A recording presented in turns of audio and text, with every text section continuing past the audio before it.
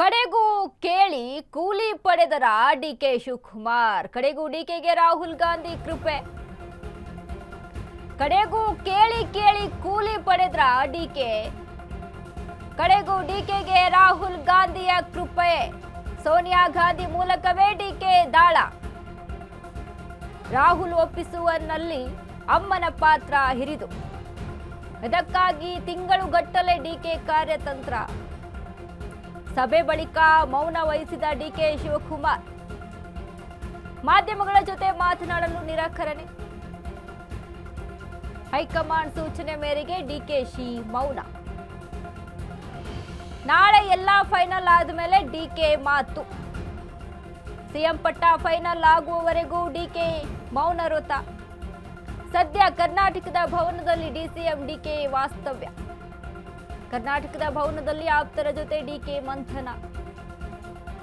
ಕಡೆಗೂ ಕೇಳಿ ಕೇಳಿ ರಾಹುಲ್ ಗಾಂಧಿಯ ಕೃಪೆ ಕಟಾಕ್ಷ ಸಿಕ್ಕಿದೆ.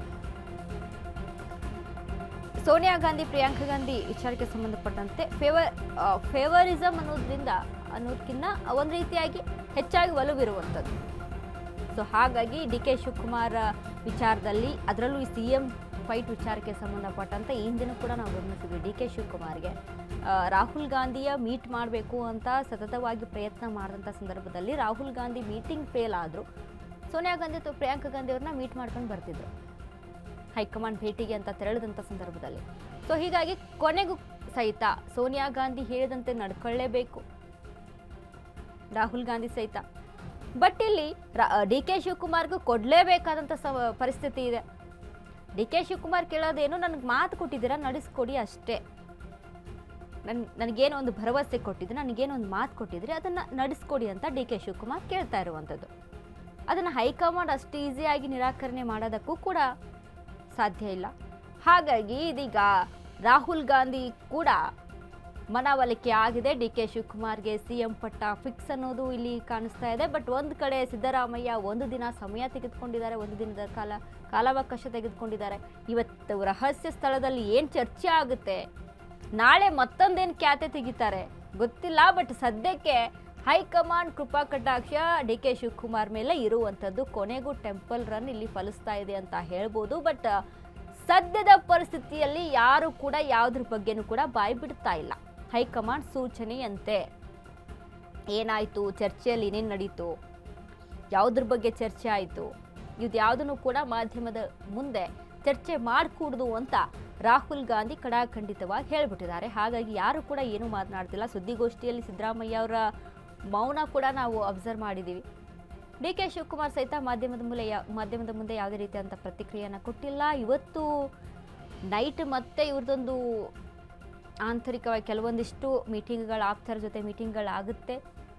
ಮೀಟಿಂಗ್ನಲ್ಲಿ ಏನೆಲ್ಲ ಹೊರಬರುತ್ತೆ, ನಾಳೆ ಮತ್ತೊಂದು ರೀತಿಯಲ್ಲಿ ಏನು ಟ್ವಿಸ್ಟ್ ಸಿಗುತ್ತೆ ಕಾದು ನೋಡಬೇಕು. ಸದ್ಯಕ್ಕೆ ಮಾತ್ರ ರಾಹುಲ್ ಗಾಂಧಿ ಸಿದ್ದರಾಮಯ್ಯ ಅವರಿಗೆ ಹೇಳ್ತಾ ಇರುವಂಥದ್ದು, ಬಿಟ್ಕೊಡಿ, ಕುರ್ಚಿಯನ್ನು ಬಿಟ್ಕೊಡಿ, ನಿಮಗೆ ರಾಷ್ಟ್ರ ರಾಜಕಾರಣಕ್ಕೆ ನಾವು ಎಂಟ್ರಿಯನ್ನು ಕೊಡಿಸ್ತೀವಿ, ರಾಷ್ಟ್ರ ರಾಜಕಾರಣಕ್ಕೆ ಬನ್ನಿ. ಬಟ್ ಸಿದ್ದರಾಮಯ್ಯ ಕಡಾಖಂಡಿತವಾಗಿ ಹೇಳ್ತಾರೆ, ನಮ್ಗೆ ದೆಹಲಿ ರಾಜಕಾರಣ ಒಗ್ಗಲ್ಲ, ನಾವು ಕರ್ನಾಟಕದಲ್ಲೇ ಇರ್ತೀವಿ. ಕರ್ನಾಟಕದಲ್ಲೇ ಈಗ ಬದಲಾವಣೆ ಅಂತ ಬಂದಾಗ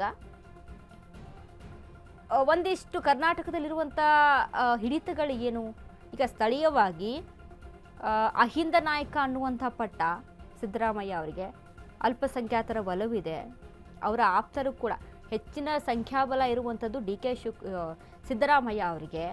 ಇವೆಲ್ಲವೂ ಕೂಡ ಸಿದ್ದರಾಮಯ್ಯ ಅವರಿಗಿರುವಂಥ ಪ್ಲಸ್ ಪಾಯಿಂಟು. ಮತ್ತು ಅವರ ರಾಜಕೀಯ ಜೀವನ, ಅವ್ರು ನಡ್ಕೊಂಡು ಬಂದಂಥ ಹಾದಿ, ಇವೆಲ್ಲವೂ ಕೂಡ ಗಮನಿಸಿ ಹೈಕಮಾಂಡ್ ನಿರ್ಧಾರ ತೆಗೆದುಕೊಳ್ಬೇಕು. ಆ ಒಂದು ನಿಟ್ಟಿನಲ್ಲಿ ನಿರ್ಧಾರವನ್ನು ತೆಗೆದುಕೊಳ್ತಾ ಇದೆ.